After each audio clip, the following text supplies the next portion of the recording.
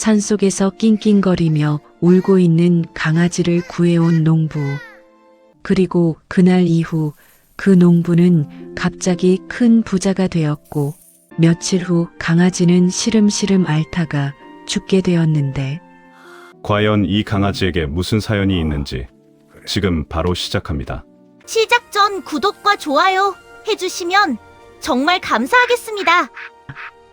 경상도 깊은 산골, 구름이 낮게 깔린 작은 마을에 김봉선이라는 영감이 살고 있었습니다.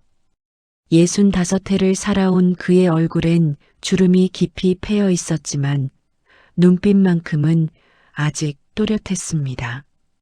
평생을 땅을 일구며 살아온 그는 부자는 아니었으나 그렇다고 굶주리지도 않는 평범한 농부였습니다. 봄이면 씨를 뿌리고 여름이면 김을 메고 가을이면 추수를 하고 겨울이면 아궁이 앞에 앉아 내년을 준비하는 것이 김봉선의 일년이었습니다.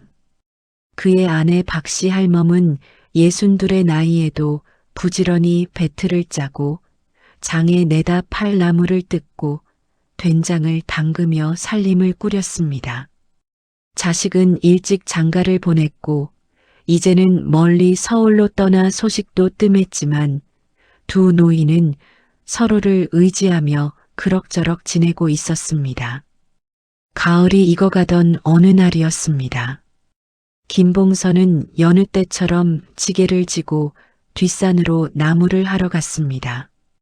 단풍이 곱게 물든 산길을 천천히 오르며 그는 떨어진 나뭇가지들을 주워 담았습니다. 해가 중천에 이를 무렵 김봉선은 바위 틈에서 작은 소리를 들었습니다. 깽깽. 희미하지만 분명한 울음소리였습니다. 고개를 돌려보니 바위 틈 사이에 작은 강아지 한 마리가 웅크리고 있었습니다. 흰 털에 갈색 점이 박힌 강아지는 뒷다리에 상처를 입었는지 제대로 움직이지도 못한 채 가냘프게 울고 있었습니다. 주변을 둘러봐도 어미개는 보이지 않았습니다. 이런 불쌍한 거. 김봉선은 지게를 내려놓고 조심스럽게 강아지를 들어 올렸습니다. 강아지는 놀란 듯 몸을 떨었지만 김봉선의 따뜻한 손길을 느끼자 조금씩 진정했습니다. 영감은 강아지를 품에 안고 산을 내려왔습니다. 나무는 반도체하지 못했지만 이 작은 생명을 내버려 둘 수는 없었습니다. 여보게, 이게 무슨 일인가? 집에 돌아온 김봉선을 본 박씨 할멈이 놀라 물었습니다. 산에서 주워왔 내 상처가 깊어 보이니 어서 약을 좀 가져오게. 박씨 할멈은 평소 남편의 마음씨를 잘 아는지라 말없이 약과 천을 가져왔습니다. 두 노인은 정성스럽게 강아지의 상처를 씻기고 약을 바르고 깨끗한 천으로 감싸주었습니다. 강아지는 고통스러운 듯 가끔 낑낑거렸지만 두 사람의 손길이 따뜻함을 느끼는지 얌전히 치료를 받았습니다. 이름을 뭐라 지을까? 김봉선이 물었습니다. 박씨 할멈은 강아지의 맑은 눈을 들여다보며 말했습니다. 복동이라 하면 어떨까요? 이 아이가 우리에게 복을 가져다 줄 것만 같네요. 그래, 복동이 좋은 이름이야. 그날부터 복동이는 김봉선 부부의 식구가 되었습니다. 처음 며칠은 거의 움직이지 못했지만 할멈이 정성껏 끓여준 미음과 영감이 손수 잡아온 미꾸라지 덕분에 복동이는 하루가 다르게 기운을 차렸습니다. 일주일쯤 지나자 꼬리를 흔들기 시작했고 보름이 지나자 마당을 뛰어다니기 시작했습니다. 복동이는 영특했습니다. 김봉선이 밭에 나가면 따라가서 옆에 앉아 있다가 영감이 쉴 때면 옆구리에 몸을 비비며 애교를 부렸습니다. 박씨 할멈이 부엌 일을 할 때는 부엌 입구에 앉아 꼬리를 흔들며 기다렸고 할멈이 던져주는 작은 고기 조각을 얌전히 받아 먹었습니다.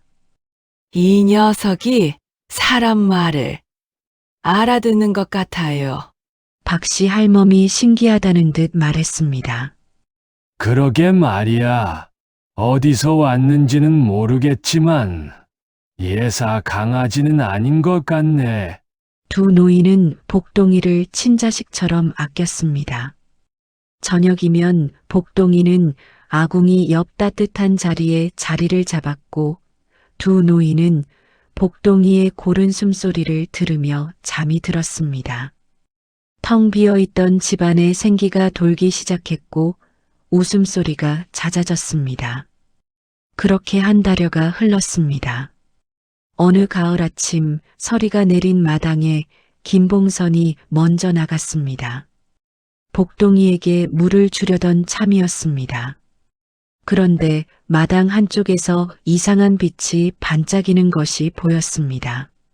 아침 햇살을 받아 황금빛으로 빛나고 있었습니다. 이게 뭔가? 김봉선은 조심스럽게 다가갔습니다. 자세히 보니 그것은 복동이가 누고 간 똥이었습니다. 그런데 보통 똥과는 달랐습니다. 표면이 매끈하고 마치 금속처럼 단단해 보였으며 햇빛에 반사되어 눈부시게 빛나고 있었습니다. 여보게! 여보게! 김봉선은 급히 아내를 불렀습니다. 박씨 할멈이 허둥지둥 나오며 물었습니다. 무슨 일입니까? 이걸 보게. 두 노인은 그 신기한 물체 앞에 무릎을 꿇고 앉았습니다. 김봉선이 조심스럽게 손으로 집어들었습니다. 묵직했습니다. 그리고 차가웠습니다. 영감은 집 안으로 가져가 천으로 닦아냈습니다. 그러자 더욱 선명한 황금빛이 드러났습니다. 이건 금이야. 김봉선의 목소리가 떨렸습니다. 박씨 할멈의 눈도 커졌습니다. 금이라니요? 강아지, 똥이 금이라고요? 두 사람은 서로를 바라보았습니다. 믿기지 않았지만 손에 쥔 것의 무게와 빛깔은 분명 금이었습니다. 복동이는 마당 한쪽에서 혀를 내밀고 꼬리를 흔들며 두 노인을 바라보고 있었습니다. 그 눈빛이 어쩐지 신령스러워 보였습니다. 이게 하늘이 내린 복인가? 김봉선은 떨리는 손으로 복동이를 쓰다듬었습니다. 복동이는 기분이 좋은지 깽깽 작게 짖으며 영감의 손을 하찼습니다. 그 순간 김봉선의 가슴 속에는 기쁨과 동시에 묘한 감정이 일렁였습니다. 그것이 무엇인지는 아직 알 수 없었지만 분명 그의 삶을 크게 바꿀 어떤 것이 시작되고 있었습니다. 그날 이후 김봉선 부부의 집에는 비밀이 하나 생겼습니다. 복동이는 사흘에 한 번씩 금똥을 누었습니다. 크기는 작았지만 그 가치는 대단했습니다. 두 노인은 처음엔 너무 놀라 어찌할 바를 몰랐습니다. 이것이 꿈은 아닌지, 혹시 아침에 일어나면 사라지는 것은 아닌지 걱정했습니다. 하지만 복동이의 신비한 능력은 계속되었습니다. 김봉선은 첫 번째 금똥을 보자기에 정성스럽게 싸서 장롱 깊숙이 숨겨두었습니다. 두 번째, 세 번째 금똥도 마찬가지였습니다. 한 달쯤 지나자 작은 보자기 하나가 묵직하게 무거워졌습니다. 여보게, 이걸 어쩌면 좋겠소? 박씨 할멈이 조심스럽게 물었습니다. 일단은 아무에게도 말하지 말아야 하해. 만약 소문이 나면 복동이를 빼앗기거나 우리에게 해가 올지도 모르니까. 그렇긴 하지만 우리가 이걸 쓰는 것이 괜찮을까요? 혹시 하늘의 뜻을 거스르는 건 아닐까요? 박씨 할멈의 걱정은 타당했습니다. 김봉선도 같은 생각을 하고 있었습니다. 그날 밤 두 노인은 오랫동안 이야기를 나눴습니다. 그리고 결론을 내렸습니다. 금은 조금씩만 쓰고 꼭 필요한 곳에만 쓰고 절대 욕심내지 말자는 것이었습니다. 이튿날 김봉선은 한 덩어리의 금을 몰래 읍내 전당포에 가져갔습니다. 주인은 금의 순도를 확인하고는 눈이 휘둥그레졌습니다. 이런 순금은 처음 보는구려. 어디서 구했소? 조상 대대로 내려온 물건이요. 김봉선은 준비해둔 대답을 했습니다. 주인은 더 묻지 않고 돈을 건넸습니다. 그 돈은 두 노인이 1년 농사를 지어도 벌기 어려운 액수였습니다. 집으로 돌아온 김봉선은 먼저 쌀 한 가마를 샀습니다. 그동안 보리와 조로 연명하던 그들에게 흰 쌀밥은 명절에나 먹을 수 있는 귀한 것이었습니다. 박씨 할멈은 눈물을 글썽이며 쌀을 어루만졌습니다. 이제 매일 쌀밥을 지을 수 있겠네요. 그 다음엔 해진 옷을 기웠습니다. 무명 몇 필을 사서 할멈은 밤낮으로 바느질을 했습니다. 영감에게는 따뜻한 두루마기를, 자신에게는 깨끗한 치마 저고리를 만들었습니다. 복동이에게도 작은 목도리를 만들어 주었습니다. 그리고 조금 남은 돈으로는 이웃을 도왔습니다. 마을 과부댁에는 쌀 한 마를, 병든 노인에게는 약값을 보탰습니다. 김봉선 부부는 자신들이 받은 복을 조금이나마 나누고 싶었습니다. 한 달, 두 달이 지나면서 김봉선 집의 살림이 조금씩 나아졌습니다.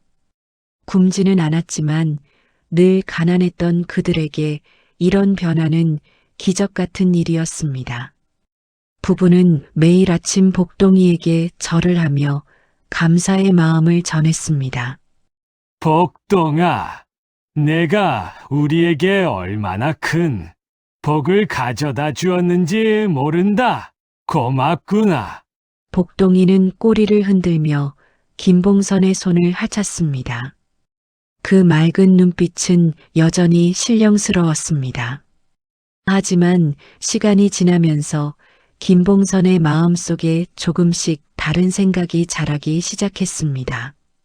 처음엔 작은 속삭임에 불과했습니다. 사흘에 한 번이면 한 달에 10번 1년이면 100번이 넘는구나. 만약 매일 눈다면 얼마나 좋을까? 아니, 하루에 2번 눈다면 그는 고개를 저으며 그런 생각을 떨쳐내려 했습니다.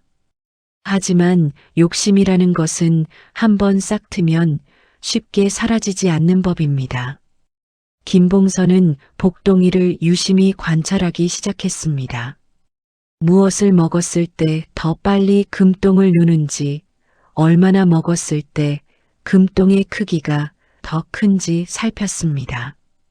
어느 날 저녁 이웃에 사는 최진사가 집을 찾아왔습니다.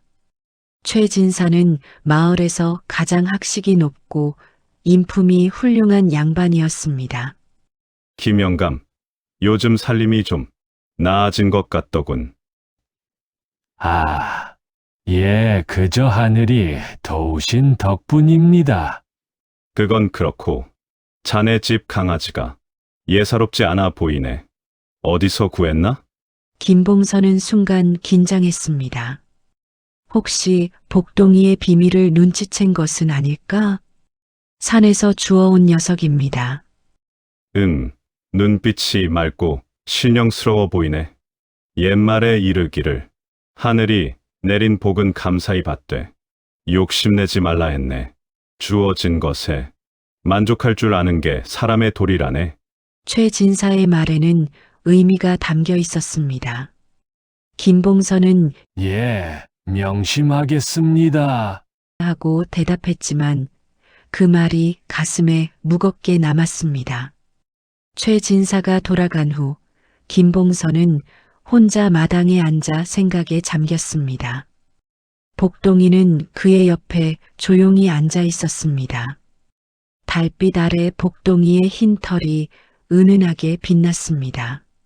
최 진사 어르신의 말씀이 맞아. 나는 이미 충분히 받았어. 더 바라면 안 되지. 김봉선은 스스로를 다독였습니다. 하지만 그의 마음 한구석에서는 여전히 작은 목소리가 속삭이고 있었습니다. 하지만 만약 조금만 더 있다면 아들을 서울에서 불러올 수 있을 텐데, 더 많은 이웃을 도울 수 있을 텐데. 그날 밤 김봉선은 잠을 이루지 못했습니다.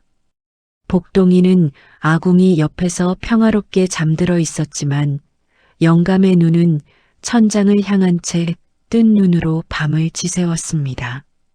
며칠 후 김봉선은 장에서 금가루를 조금 샀습니다.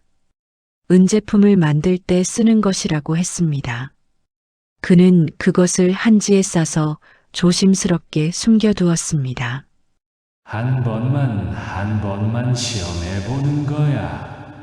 혹시 복동이가 금을 먹으면 더 빨리, 더 많이 누는 게 아닐까? 박씨 할멈은 남편의 변화를 느꼈지만 직접적으로 말하지는 못했습니다. 다만 가끔 걱정스러운 눈빛으로 남편을 바라볼 뿐이었습니다. 어느 날 아침 김봉선은 복동이의 밥그릇에 밥을 담으며 손이 떨렸습니다. 그의 손에는 작은 금가루 봉지가 쥐어져 있었습니다. 잠깐의 망설임 끝에 그는 금가루를 아주 조금, 쌀알만큼만 밥에 섞었습니다. 복동아, 밥 먹어야. 복동이는 꼬리를 흔들며 밥그릇에 다가갔습니다. 그리고는 고개를 갸웃거리며 밥을 한참 들여다보았습니다. 하지만 배가 고팠는지 결국 밥을 먹기 시작했습니다. 김봉선은 그 모습을 지켜보며 가슴이 두근거렸습니다. 기대와 불안이 뒤섞인 감정이었습니다. 그는 자신이 지금 어떤 선을 넘고 있는지 어렴풋이 알고 있었습니다. 하지만 이미 시작된 욕망은 쉽게 멈출 수 없었습니다. 그날 복동이는 평소보다 조금 더 많이 먹었지만 특별한 변화는 없었습니다. 김봉선은 안도하면서도 또 실망했습니다. 그리고 그는 결심했습니다. 조금씩 늘려보자. 욕심의 싹이 이제 뿌리를 내리기 시작했습니다. 처음 금가루를 섞은 날 이후 김봉선은 매일 조금씩 양을 늘렸습니다. 쌀알만 하던 것이 콩알만큼 되고 다시 손톱만큼 커졌습니다. 복동이는 처음엔 밥을 먹는 속도가 느려졌지만 배고픔을 이기지 못해 결국 다 먹어치웠습니다. 일주일이 지나자 복동이의 금똥이 조금 커졌습니다. 김봉선은 기뻐하며 금가루의 양을 더욱 늘렸습니다. 이제는 금가루가 아니라 작은 금 조각을 밥에 섞기 시작했습니다. 밥알 사이로 반짝이는 금 조각이 보일 정도였습니다. 영감, 그러시면 안 됩니다. 박씨 할멈이 남편의 손을 붙잡았습니다. 그녀의 눈에는 눈물이 고여 있었습니다. 복동이 보시오. 요즘 밥도 제대로 못 먹고 맥없이 누워만 있지 않소? 이건 하늘의 뜻을 거스르는 일입니다. 아직 괜찮아 보이지 않소.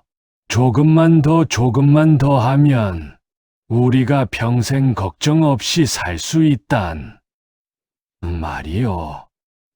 영감, 정신 차리시오.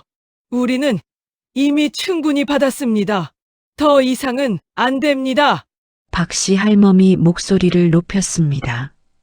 평생 남편 말에 순종하며 살아온 그녀가 이렇게 큰 목소리를 내는 것은 처음이었습니다. 하지만 김봉선은 아내의 손을 뿌리치고 일어섰습니다. 당신은 몰라. 이게 얼마나 큰 기회인지. 우리 같은 사람들은 평생 이런 기회를 다시 만날 수 없어. 그날 이후 두 노인 사이에는 말이 줄어들었습니다. 박씨 할멈은 눈물로 밤을 지새우며 복동이를 쓰다듬었고 김봉선은 점점 더 많은 금을 복동이에게 먹였습니다. 복동이의 상태는 눈에 띄게 나빠졌습니다.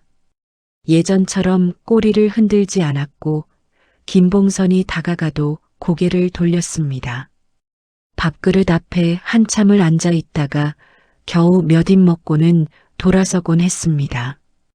털에서는 윤기가 사라졌고 걸음걸이도 힘이 없었습니다.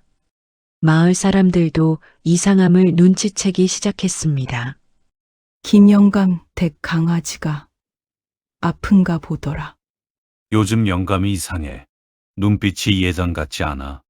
소문은 최 진사의 귀에까지 들어갔습니다. 진사는 다시 한번 김봉선의 집을 찾았습니다. 마당에 들어서자 복동이가 아궁이 옆에 축 늘어져 있는 모습이 보였습니다. 김 영감, 강아지가 많이 아픈 것 같은데 의원을 불러보지. 그러나 아, 예. 조금 기운이 없긴 하지만 곧 나을 겁니다. 자네, 혹시 강아지에게 무리한 것을 시키는 건 아닌가? 옛말에 이르기를 하늘이 준 복을 탐하여 억지로 늘리려 하면 반드시 재앙이 온다 했네. 생명은 도구가 아니라네. 최 진사의 말은 날카로웠습니다. 김봉선은 고개를 숙인 채 대답하지 못했습니다. 내 더 이상 말하지 않겠네. 하지만 명심하게 지금이라도 멈추지 않으면 자네가 후회할 날이 올 것이네. 최 진사가 돌아간 후 김봉선은 복동이를 바라보았습니다. 복동이는 그를 올려다보았습니다. 그 눈빛에는 슬픔과 원망이 가득했습니다. 처음 산에서 구해주었을 때의 고마움은 온데간데 없었습니다. 복동아, 미안하다 하지만 조금만 더 참아다오. 김봉선은 복동이를 쓰다듬으려 했지만 복동이는 고개를 돌려버렸습니다. 그 거부가 김봉선의 가슴을 찔렀지만 그는 이미 욕심에 눈이 멀어 있었습니다. 그날 밤 김봉선은 지금껏 모은 금을 모두 꺼내 세어 보았습니다. 큰 보자기 하나를 가득 채울 만큼이었습니다. 그는 그것을 바라보며 흡족한 미소를 지었습니다. 조금만 더면 진짜 부자가 될 수 있어. 다음 날 김봉선은 복동이에게 지금까지 먹인 것보다 훨씬 많은 금을 밥에 섞었습니다. 밥보다 금 조각이 더 많을 정도였습니다. 복동이는 밥그릇을 한참 들여다보다가 고개를 저었습니다. 먹지 않으려는 것이었습니다. 먹어! 빨리 먹으란 말이야! 김봉선은 복동이의 주둥이를 억지로 벌리고 밥을 밀어 넣으려 했습니다. 복동이는 몸부림쳤지만 김봉선은 힘으로 제압했습니다. 마침내 복동이는 울면서 밥을 삼켰습니다. 박씨 할멈이 방 안에서 그 광경을 보고는 참지 못하고 뛰쳐나왔습니다. 이러시면 안 됩니다. 영감! 정신 차리시오. 하지만 김봉선은 아내의 말도 듣지 않았습니다. 그는 마치 귀신에 홀린 사람처럼 오직 금만을 생각했습니다. 그날 저녁 복동이는 밥을 거의 먹지 못했습니다. 물도 마시지 않고 움직이지도 않았습니다. 박씨 할멈이 강제로 물을 먹이려 했지만 복동이는 토해냈습니다. 한밤중이었습니다. 갑자기 복동이의 낑낑거리는 소리가 들렸습니다. 박씨 할멈이 급히 일어나 나가보니 복동이가 마당에서 몸을 떨며 고통스러워하고 있었습니다. 영감, 복동이가 큰일 났어요. 김봉선도 급히 나왔습니다. 달빛 아래서 복동이가 피를 토하고 있었습니다. 선홍빛 피가 하얀 마당을 물들이고 있었습니다. 복동아. 김봉선은 비로소 정신이 번쩍 들었습니다. 그는 복동이를 안아들었습니다. 복동이의 몸은 차갑게 식어가고 있었습니다. 어서 의원을 불러와야 해. 하지만 한밤중에 의원을 부를 방법이 없었습니다. 박씨 할멈은 눈물을 흘리며 복동이의 머리를 쓰다듬었습니다. 복동아, 미안하다. 우리가 잘못했다. 복동이는 힘없이 박씨 할멈을 올려다보았습니다. 그 눈빛에는 더 이상 원망도 없었습니다. 그저 조용한 작별의 인사만이 담겨 있었습니다. 김봉선은 복동이의 작은 발을 잡고 흔들었습니다. 복동아, 버텨라. 제발 버텨다오. 내가 잘못했다. 내가 너무 욕심을 부렸어. 하지만 복동이의 숨소리는 점점 약해졌습니다. 그리고 마침내 새벽이 밝아오기 직전 복동이는 조용히 마지막 숨을 거두었습니다. 복동아. 김봉선의 절규가 새벽 공기를 찢었습니다. 박씨 할멈은 소리 없이 눈물을 흘렸습니다. 그들의 작은 식구, 하늘이 보내준 선물이었던 복동이가 이렇게 떠나갔습니다. 그 순간 집안에서 이상한 소리가 들렸습니다. 김봉선이 급히 안으로 들어가 보니 장롱 속에 고이 모아두었던 모든 금이 검은재로 변하고 있었습니다. 황금빛은 온데간데 없고 그저 한 줌의 검은 가루만이 남았습니다. 아이. 김봉선은 무릎이 꺾였습니다. 그는 장롱 앞에 주저앉아 재가 된 금을 손으로 움켜쥐었습니다. 하지만 손가락 사이로 재는 바람에 날려 흩어졌습니다. 아무것도 남지 않았습니다. 복동아, 내가 무슨 짓을 한 거냐? 김봉선의 통곡 소리가 아침 하늘에 울려 퍼졌습니다. 하지만 이미 모든 것이 늦었습니다. 그가 탐욕으로 잃어버린 것은 금이 아니라 하늘이 내린 축복이었고 무엇보다 소중한 생명이었습니다. 복동이의 작은 몸은 차갑게 식어갔고 김봉선의 가슴 속에는 평생 지울 수 없는 후회가 자리 잡았습니다. 복동이가 떠난 다음 날 김봉선은 뒷산에 작은 무덤을 만들었습니다. 손수 땅을 파고 복동이를 깨끗한 천으로 감싸 묻었습니다. 박씨 할멈은 복동이가 좋아하던 미꾸라지 몇 마리를 무덤 앞에 놓고 물 한 그릇을 떠다 놓았습니다. 복동아, 저승길에 배고프지 않게 이걸 가져가거라. 두 노인은 무덤 앞에 한참을 앉아 있었습니다. 말이 없었습니다. 오직 바람 소리와 새소리만이 들렸습니다. 김봉선은 무덤 앞에 흙을 만지작거리며 입술을 깨물었습니다. 여보, 이제 집으로 들어갑시다. 박씨 할멈이 남편의 팔을 잡았습니다. 김봉선은 고개를 끄덕이며 일어섰지만 몇 걸음 가다가 다시 돌아보았습니다. 그리고 무덤을 향해 깊이 절을 했습니다. 복동아, 용서해다오. 그날 밤부터 김봉선에게 이상한 일이 일어났습니다. 저녁 식사 후 갑자기 배가 아프기 시작한 것입니다. 처음엔 체한 줄 알고 소화제를 마셨지만 통증은 점점 심해졌습니다. 배가. 김봉선은 배를 움켜쥐고 몸을 구부렸습니다. 마치 뱃속에 무언가 단단한 것이 들어있는 것 같았습니다. 날카로운 통증이 파도처럼 밀려왔다, 물러갔다를 반복했습니다. 영감, 괜찮으세요? 박씨 할멈이 놀라 달려왔지만 김봉선은 제대로 대답도 하지 못했습니다. 식은 땀이 얼굴에 흘러내렸고 안색이 창백해졌습니다. 다음 날 아침 박씨 할멈은 마을 의원을 불렀습니다. 의원은 김봉선의 맥을 짚어보고 배를 만져보며 고개를 갸웃거렸습니다.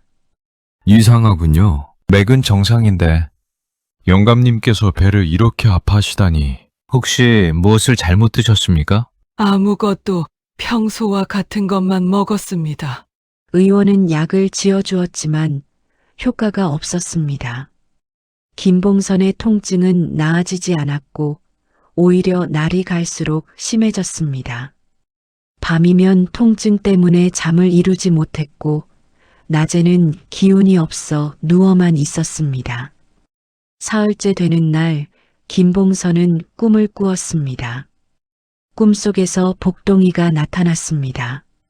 하지만 예전의 생기발랄한 모습이 아니라 병들고 수척한 마지막 모습이었습니다. 복동이는 김봉선을 바라보며 슬프게 울었습니다. 복동아, 미안하다. 정말 미안하다. 꿈에서 깬 김봉선은 눈물을 흘리고 있었습니다. 그제야 그는 깨달았습니다. 이 통증은 단순한 병이 아니었습니다. 이것은 자신이 복동이에게 한 것에 대한 대가였습니다. 복동이가 금을 억지로 먹고 겪었던 고통을 이제 자신이 고스란히 겪고 있는 것이었습니다. 하늘이 나를 벌하시는구나. 김봉선은 방바닥에 이마를 대고 통곡했습니다. 제가 잘못했습니다. 제가 욕심에 눈이 멀어 하늘이 내린 복을 재앙으로 만들었습니다. 제가 생명을 귀히 여기지 않고 도구로 삼았습니다. 용서해 주십시오. 박씨 할멈도 눈물을 흘리며 남편의 등을 쓰다듬었습니다. 영감, 영감. 나흘째 최 진사가 김봉선의 병문안을 왔습니다. 수척해진 김봉선을 보며 진사는 긴 한숨을 쉬었습니다. 내 경고했었네. 하늘의 뜻을 거스르면 반드시 재앙이 온다고. 진사 어르신, 제가 어리석었습니다. 이제라도 깨달았으니 다행이네. 하지만 이미 지은 죄는 갚아야 하는 법이지. 최 진사는 김봉선의 손을 잡았습니다. 고통스럽겠지만 이 시간을 견뎌내게. 그리고 진심으로 참회하게.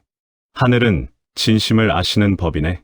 최 진사가 돌아간 후 김봉선은 매일 복동이의 무덤을 찾았습니다. 통증이 심해도 기어서라도 무덤까지 갔습니다. 그리고 무덤 앞에 엎드려 눈물로 참회했습니다. 복동아, 내가 너를 살려준 것이 아니라 내가 우리에게 복을 가져다 준 것이었는데 나는 그 복에 감사하지 못하고 욕심만 부렸구나. 너는 하늘이 보낸 신령스러운 존재였는데 나는 너를 금을 만드는 도구로만 여겼어. 용서해다오. 제발 용서해다오. 일회째 되는 날 김봉선의 통증이 조금씩 약해지기 시작했습니다. 완전히 사라진 것은 아니었지만 견딜만해졌습니다. 그는 조금씩 기운을 차리고 죽을 먹을 수 있게 되었습니다.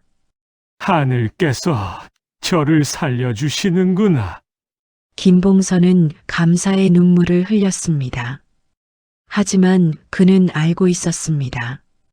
이 통증은 완전히 사라지지 않을 것이라는 것을, 평생 이 고통을 안고 살아가야 한다는 것을, 그것이 자신이 지은 죄에 대한 벌이었습니다. 열흘째, 김봉선은 마침내 일어나 마당을 걸을 수 있게 되었습니다. 박씨 할멈이 부축하며 함께 걸었습니다. 두 노인은 천천히, 아주 천천히 걸었습니다. 여보, 이제 괜찮으시겠어요? 괜찮다고는 할 수 없지. 하지만 살아있다는 것만으로도 감사해야겠지. 내가 복동이를 죽인 죄인인데 하늘께서 살려주셨으니. 두 노인은 다시 뒷산의 무덤을 찾았습니다. 무덤 위에는 들꽃 몇 송이가 피어 있었습니다. 누가 심은 것도 아닌데 저절로 핀 꽃이었습니다. 복동이가 우리를 용서한 걸까요? 박씨 할멈이 물었습니다. 김봉선은 고개를 끄덕였습니다. 그럴 거야. 복동이는 원래 마음씨 고운 아이였으니까 우리가 잘못을 뉘우치는 것을 보고 저 하늘에서 용서해 주었을 거야. 김봉선은 무덤 앞에 무릎을 꿇고 절을 했습니다. 한 번, 두 번, 세 번. 그는 목이 메어 말을 잇지 못했습니다. 그날 이후 김봉선은 매일 아침 복동이의 무덤을 찾는 것이 일과가 되었습니다. 비가 오나 눈이 오나 몸이 아프나 건강하나 빠짐없이 무덤을 찾아 절을 했습니다. 그리고 복동이에게 하루 일과를 이야기했습니다. 복동아, 오늘은 날씨가 참 좋구나. 내가 좋아하던 가을 날씨야. 너와 함께 마당에서 놀던 날들이 그립구나. 그의 배에는 여전히 둔한 통증이 남아 있었습니다. 완전히 사라지지 않는 평생 그를 따라다닐 고통이었습니다. 하지만 김봉선은 그 고통을 받아들였습니다. 그것은 자신이 저지른 잘못을 기억하게 하는 흔적이었고, 다시는 같은 잘못을 반복하지 않게 하는 경고였습니다. 한 달이 지나고 김봉선은 거의 일상으로 돌아갔습니다. 다시 밭을 일구고 나무를 하고 평범한 농부의 삶을 살았습니다. 하지만 예전과 달라진 것이 있다면 그는 주어진 모든 것에 감사했다는 점입니다. 한 줌의 쌀도, 한 그릇의 물도, 따뜻한 햇살도 모든 것이 하늘의 은혜였습니다. 우리는 다시 가난해졌지만 마음만은 부유해졌어요. 박씨 할멈이 말했습니다. 김봉선은 고개를 끄덕였습니다. 그래, 복동이가 마지막으로 우리에게 가르쳐 준 거야. 탐욕은 모든 것을 잃게 만들지만 감사는 모든 것을 풍요롭게 만든다는 것을 말이야. 두 노인은 서로를 바라보며 쓸쓸하게 미소 지었습니다. 그들은 많은 것을 잃었지만 동시에 귀중한 깨달음을 얻었습니다. 그리고 그 깨달음은 남은 생을 살아가는데 가장 소중한 자산이 되었습니다. 그의 겨울은 유난히 춥고 길었습니다. 하지만 김봉선 부부는 예전보다 따뜻한 겨울을 보냈습니다. 물질적으로는 가난했지만 마음만큼은 어느 때보다 평화로웠습니다. 김봉선은 매일 아침 일찍 일어나 복동이의 무덤을 찾았습니다. 눈이 쌓인 산길을 천천히 올라가며 그는 복동이와 함께했던 시간들을 떠올렸습니다. 처음 산에서 만난 날, 상처를 치료해 주던 날, 함께 마당에서 놀던 날들. 그 모든 순간이 소중했습니다. 무덤 위에는 눈이 소복이 쌓여 있었습니다. 김봉선은 눈을 조심스럽게 치우고 가져온 밥 한 그릇을 놓았습니다. 복동아, 아침이다. 나도 밥 먹고 왔으니 너도 이것 좀 먹어라. 눈 덮인 산은 고요했습니다. 오직 바람 소리만이 나뭇가지 사이로 스쳐 지나갔습니다. 김봉선은 무덤 앞에 앉아 한참을 있다가 천천히 일어섰습니다. 그럼 저녁에 또 오게. 오늘도 좋은 하루 보내렴. 집으로 돌아온 김봉선은 박씨 할멈과 함께 아침을 먹었습니다. 보리밥에 된장국, 그리고 김치 몇 쪽이 전부였지만 두 노인은 감사한 마음으로 한 술 한 술 떠먹었습니다. 맛있네요. 박씨 할멈이 말했습니다. 그래, 이런 평범한 밥 한 끼가 얼마나 소중한지 이제야 알겠어. 봄이 오자 김봉선은 밭을 갈기 시작했습니다. 예전처럼 씨를 뿌리고 정성껏 물을 주었습니다. 밭을 일구는 동안 배에서 여전히 둔한 통증이 느껴졌지만 그는 참았습니다. 이 고통은 자신이 지은 죄를 기억하게 하는 것이었고 다시는 탐욕에 빠지지 않게 하는 경고였습니다. 어느 날 최진사가 찾아왔습니다. 밭에서 일하는 김봉선을 보며 진사는 흡족한 표정을 지었습니다. 김영감, 얼굴이 많이 좋아졌군. 진사 어르신, 덕분에 이렇게라도 살아 있습니다. 두 사람은 밭둑에 나란히 앉았습니다. 따뜻한 봄바람이 불어왔습니다. 자네 이야기가 마을에 조금씩 퍼지고 있네. 김봉선은 놀라 최진사를 바라보았습니다. 어떻게? 자네가 매일 산에 오르는 것을 사람들이 보았지.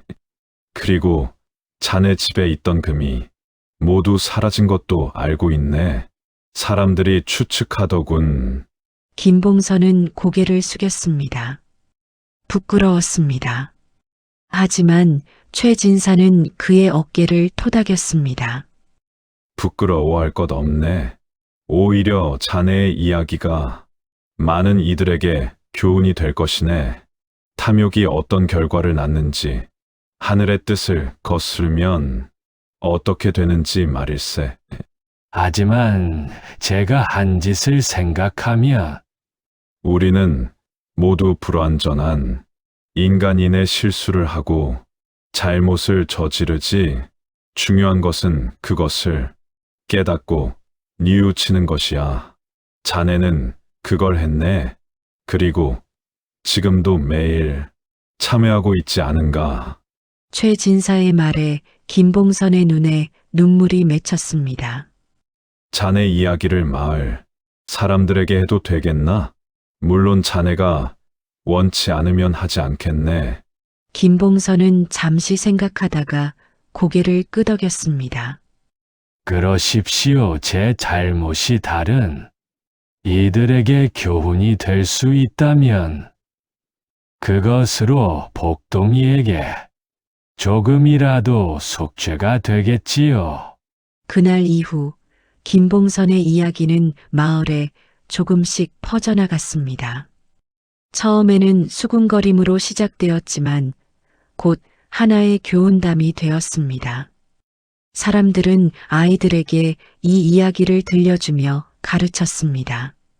옛날 우리 마을에 김봉선이라는 영감이 살았단다. 하늘이 내린 복을 받았지만 욕심을 부리다가 모든 것을 잃었지. 여름이 지나고 가을이 왔습니다. 김봉선은 수확을 했습니다. 많지는 않았지만 겨울을 나기에는 충분했습니다. 그는 수확한 곡식의 일부를 가난한 이웃들에게 나누어 주었습니다. 이건 받을 수 없습니다. 영감님도 넉넉하지 않으신데. 밖에 하늘이 주신 것은 나누어야 하에 혼자 가지려 하면 화가 되는 법이야. 그의 말에는 깊은 깨달음이 담겨 있었습니다. 어느 날 저녁 김봉선은 박씨 할멈과 함께 복동이의 무덤을 찾았습니다. 무덤 위에는 들꽃이 만발해 있었습니다. 코스모스, 구절초, 이름 모를 들꽃들이 가을바람에 흔들리고 있었습니다. 이 꽃들은 누가 심었을까요? 아무도 심지 않았어. 저절로 핀 거야. 복동이가 우리에게 보내는 선물인 것 같아. 두 노인은 꽃 사이에 앉아 복동이를 떠올렸습니다. 그리고 조용히 대화를 나눴습니다. 영감, 만약 다시 처음으로 돌아갈 수 있다면 어떻게 하시겠어요? 박씨 할멈의 질문에 김봉선은 잠시 생각했습니다. 복동이가 금동을 누는 것을 발견했을 때 그냥 그것에 감사하고 조금씩만 사용했겠지 더 바라지 않고 억지로 만들려 하지 않고 그저 하늘이 주신 만큼만 받았을 거야. 그랬다면 복동이가 지금도 우리 곁에 있었을 텐데. 그래, 그랬을 거야. 두 노인은 한참을 말없이 앉아 있었습니다. 해가 서쪽으로 기울고 노을이 하늘을 물들였습니다. 들꽃 위로 나비 한 마리가 날아와 앉았습니다. 하얀 나비였습니다. 저것 좀 보세요. 복동이 같지 않아요? 박씨 할멈이 말했습니다. 나비는 꽃에서 꽃으로 날아다니다가 마지막으로 김봉선의 손등에 잠시 앉았습니다. 그리고는 하늘 높이 날아올라 사라졌습니다. 복동아, 잘 가렴. 그리고 고마워. 김봉선은 하늘을 향해 손을 흔들었습니다. 이듬해 봄 마을 사람들은 복동이의 무덤 옆에 작은 비석을 세웠습니다. 거기에는 이렇게 적혀 있었습니다. 하늘이 내린 복에 감사하되 더 바라지 말지어다. 생명의 존엄함을 잊지 말지어다. 탐욕은 재앙을 부르고 감사는 복을 부르느니라. 김봉선은 그 비석 앞에 서서 글귀를 읽었습니다. 그리고 깊이 절을 했습니다. 여러 해가 흘렀습니다.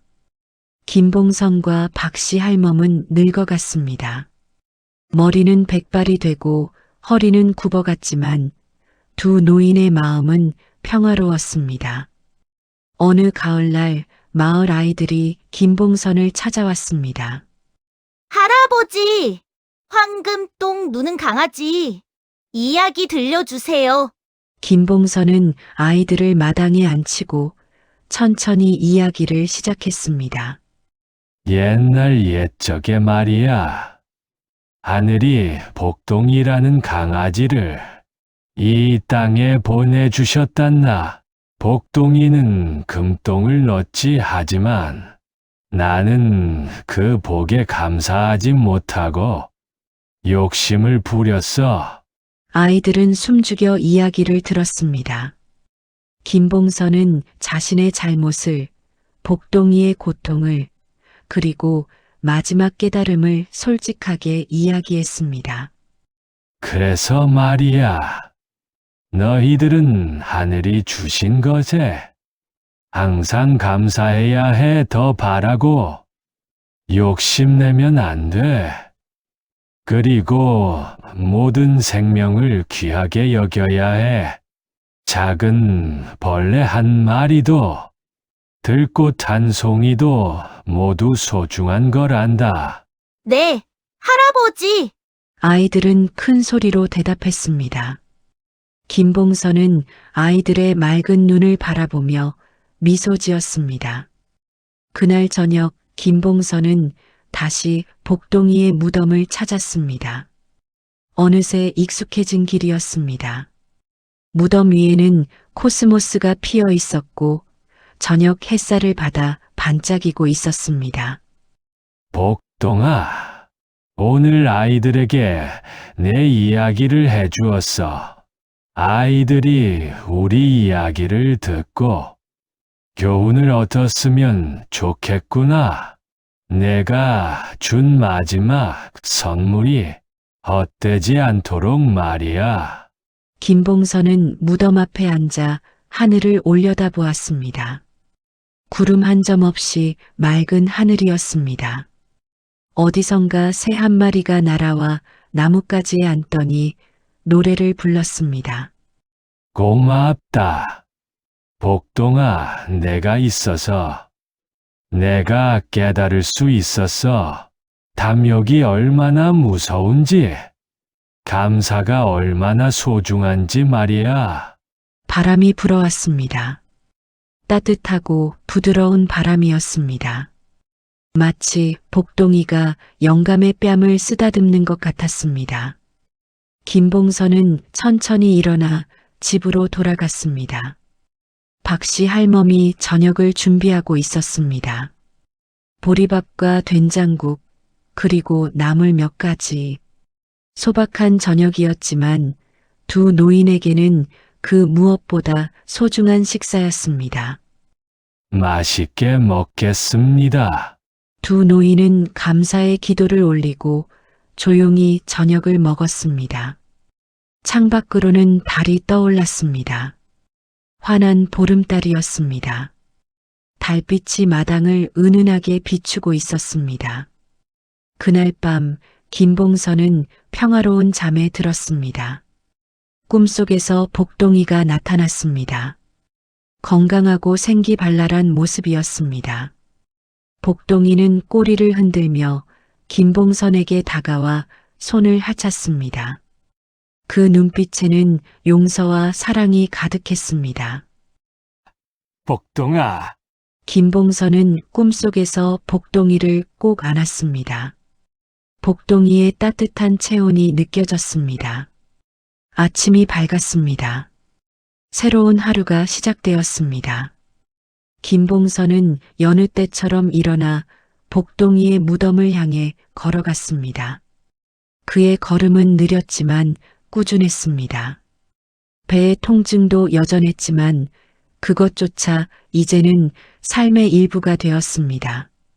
산길을 오르며 김봉선은 생각했습니다. 자신이 겪은 이 모든 일들이 복동이와의 만남과 이별이 그리고 깨달음이 얼마나 소중한 경험이었는지를, 비록 큰 대가를 치렀지만 그를 통해 진정으로 중요한 것이 무엇인지 배웠습니다. 무덤에 도착한 김봉선은 무릎을 꿇고 절을 했습니다. 한 번, 두 번, 세 번, 그리고 조용히 말했습니다. 복동아, 오늘도 좋은 하루다. 하늘이 맑고 바람이 따뜻하고 내가 숨 쉬고 있다는 것만으로도 감사한 하루야. 고맙다. 복동아, 내가 나에게 가르쳐 준 것들을 평생 잊지 않고 살아갈게. 들꽃 사이로 나비가 날아왔습니다. 나비는 꽃에서 꽃으로 날아다니다가 하늘 높이 날아올랐습니다. 김봉선은 그 나비를 바라보며 미소 지었습니다. 하늘이 내린 복은 감사히 받되 더 바라지 말 것. 생명의 존엄함을 잊지 말 것. 탐욕은 재앙을 부르고 감사는 복을 부를 것. 이것이 복동이가 남긴 마지막 가르침이었고 김봉선이 평생 가슴에 새기고 살아갈 교훈이었습니다.